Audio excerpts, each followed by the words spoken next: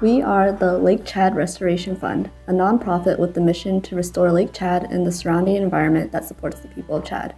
The Lake Chad Restoration Fund will strive to bring Lake Chad back to its original state, as well as provide education in water conservation methods to support Lake Chad's vibrant ecosystem and valuable resources.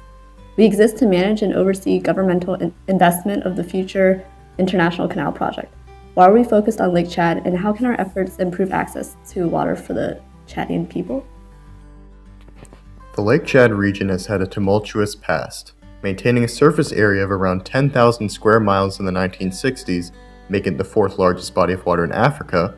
By 2000, though, the surface area of Lake Chad has decreased to a meager 580 square miles. Now, while the water levels of Lake Chad depend greatly on the time of season, the majority of Lake Chad has become wetlands, which will soon dry up if nothing is done to improve the current state of Lake Chad. Through the Lake Chad Restoration Fund's efforts in creating a canal that could create a tributary from the Congo River into Lake Chad, all of these problems could be able to be mended to the point where not only will Lake Chad's water levels be on course to returning to their historic levels, but the surrounding governments would be educated in how to prevent an environmental catastrophe like this from happening again, and even promoting economic growth from not only the increase in Lake Chad's water levels, but by the fact that a freshwater canal would run between the Congo River and Lake Chad. The primary objective of our organization is to restore Lake Chad back to its original state by constructing a canal. To divert water to Lake Chad, we must create a canal through the Democratic Republic of Congo. The canal must run through the DRC because this is the most straightforward way to access water. With this canal being built, there is the possibility of diplomatic disagreements arising with the DRC. Another risk that they have to overcome is the lake that has shrunk 90% since the 1960s. This means that with the creation of the canal, the lake has to reach a certain level to accommodate over 30 million people surrounding 4 countries. To combat these issues, we plan to create incentives for those who wish to help create the canal. For the first issue, we plan to allow the DRC to not only use the water from the canal, but we also plan to throw in a cash incentive/stipend for those who contribute to the canal. Through the Lake Chad Restoration Fund, we plan to create the canal with a reasonable time, help make amends for the possible diplomatic disagreements with the Democratic Republic of Congo, and help create ways to eliminate the air pollution surrounding the lake. The second objective of our organization is to ensure the canal isn't just a band-aid or temporary fix. We aim to provide education to school children, especially focusing on water conservation methods. A major risk to this is making sure that there are enough financial resources to sustain this level of education. We also want to make sure they have access to reliable, up-to-date lesson plans. To mitigate these risks, we plan to use a quarter of our funds to develop a water conservation plan that is most applicable to the Lake Chad region and pay the starting salaries for 3 primary school teachers in each participating country. Of course, $250,000 would not be enough to sustain such efforts.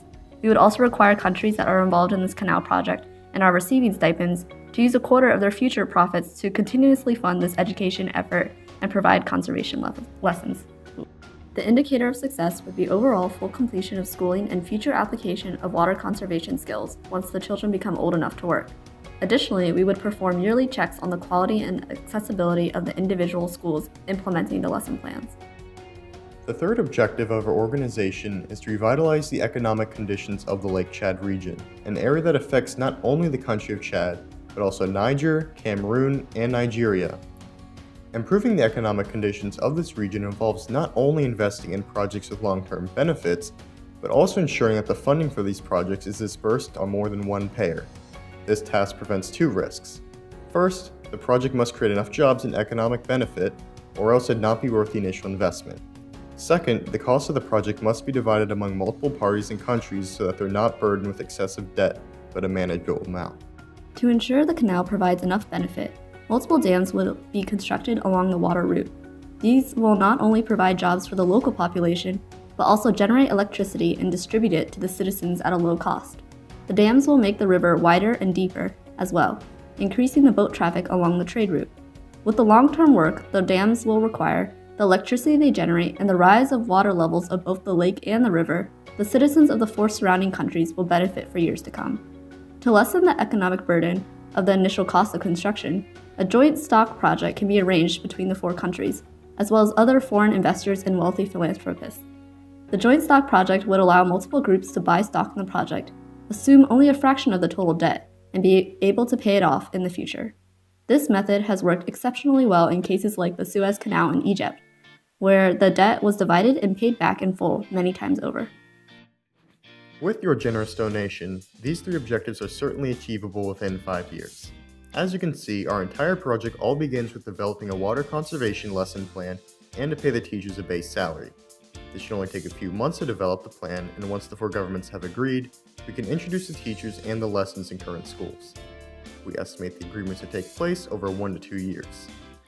Finally, once final commitments to the project have been made, physical construction of the canal should take place over the remaining 3 years. Thousands of people regain access to precious drinking, cooking, cleaning, and irrigation water, and to imagine it can all start with one kickstart from you. Thank you.